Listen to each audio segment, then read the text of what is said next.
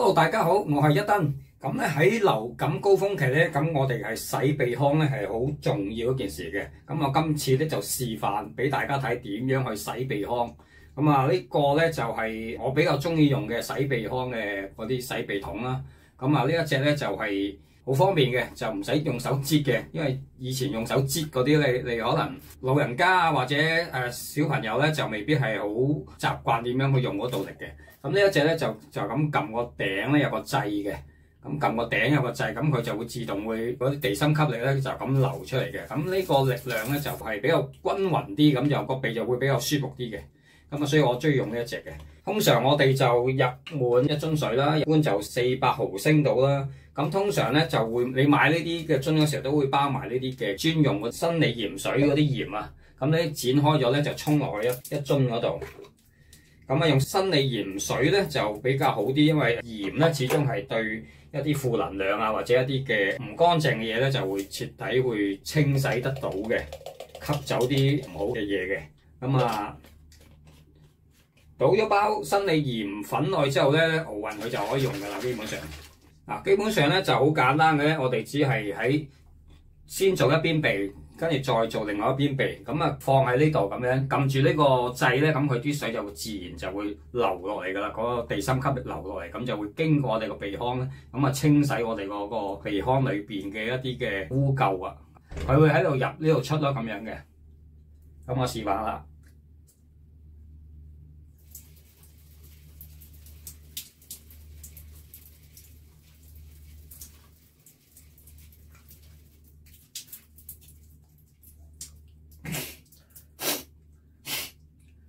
即係好簡單嘅，其實就咁沖一沖佢啊，左右兩邊沖完就得㗎啦。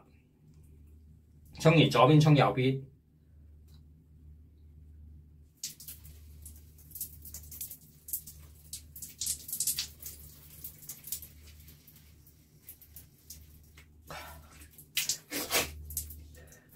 大家如果頭先有留意到我咧係即係側側地咧，等佢啲水流咧就方便啲，唔會整濕自己個身體嘅啫。其實我一般嚟講咧都係沖住花灑涼去做呢樣嘢，咁所以就冇乜所謂嘅。咁你咪自己去就咯，冇就唔就都得嘅。你咪習慣咗，你就好自然嘅呢種。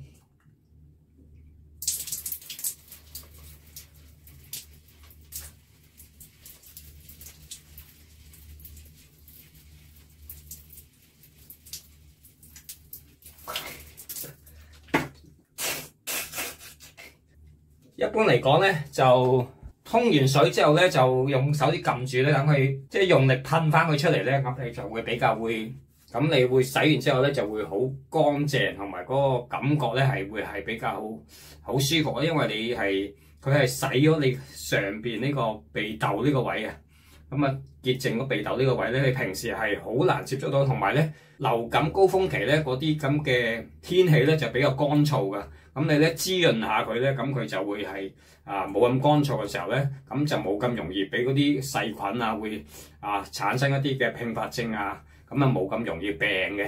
呢個係其中一個係最好嘅方法啦。即係如果流感高峰期，我哋應該日日都可以做到呢一樣嘢。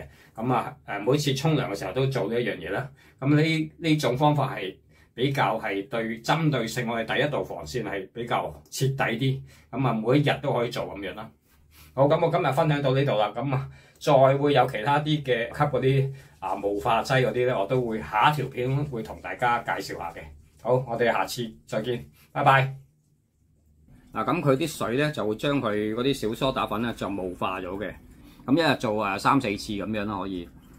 有啲咧可以加過呢啲。咁另外咧，我就以前都有拍過片咧，就介紹人哋用呢個銀離子12個 ppm 左右啦，唔需要太過濃嘅，因為有啲500 ppm 咧嗰啲就唔係咁適宜身體裏邊去用嘅，散發出嚟喺空間嗰度俾我哋去呼吸用嘅。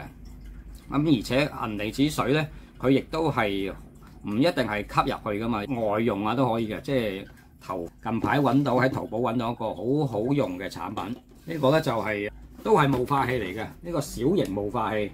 呢種小型霧化器咧就比較方便啲，我覺得。打開俾大家睇下裏邊係點樣啊！或者呢度都有個窿位咧，揭開個窿位咧，揭開個質咧，咁我可以擠嗰啲舒舒服服咁樣瞓喺 sofa 度休息下，瞓一段時間，咁啊可以休息啦，咁就咁帶住喺度休息瞓覺啦。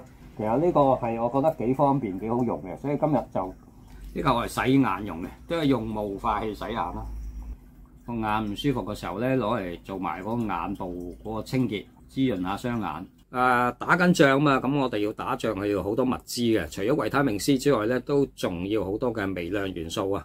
咁例如係鋅啊、硒啊、magnesium 啊，呢個鎂啦，呢啲都係喺度幫助到我哋個身體係嗰啲嘅能量去交換啦，係可以快啲。維他命 B 集啦，呢啲都盡量補充翻足夠。如果唔夠嘅話咧，你個身體咧就會減慢咗佢嗰個痊癒嗰個嘅速度嘅。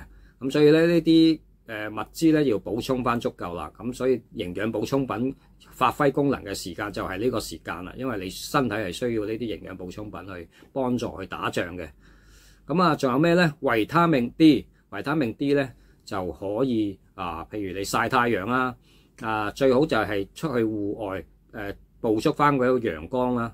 最好有啲樹啊、綠色植物嘅地方，因為咧綠色植物咧係會反射翻呢啲近紅外線俾你嘅，而近紅外線咧係我哋身體係好需要嘅一種嘅物質啊。維他命 D 咧，除咗曬太陽之外咧，我哋喺屋企咧仲可以係照紅燈嘅。咁紅燈咧最好就係有埋850嗰種嘅近紅外燈近紅外燈係冇光嘅嗰種。因為近紅外燈咧就可以深入皮膚係比較深入啲嘅，咁所以咧亦都可以產生到好多嘅身體嘅細胞產生褪黑激素咁樣係一個超級抗氧化，比起谷胱甘肽更加有效嘅一種嘅超級抗氧化嚟嘅。咁所以咧照紅光或者去曬太陽係最好嘅一個吸收維他命 D 嘅方法啦。除咗呢樣嘢啦，咁頭先講過啦，谷胱甘肽亦都係好重要嘅。咁我哋身體係需要食谷胱甘肽，咁就可以將嗰啲毒素咧係盡量排出體外嘅咁樣啦。亦都可以增強我哋個抗氧化程度啊。咁但係咧，我哋食谷胱甘肽咧最好咧就係食個前驅物，嗰個叫 NAC。咁 NAC 咧就專針對係轉化成谷胱甘肽啦。咁如果谷胱甘肽咧，咁就會幫助到身體係排毒同埋係增加個免疫能力嘅。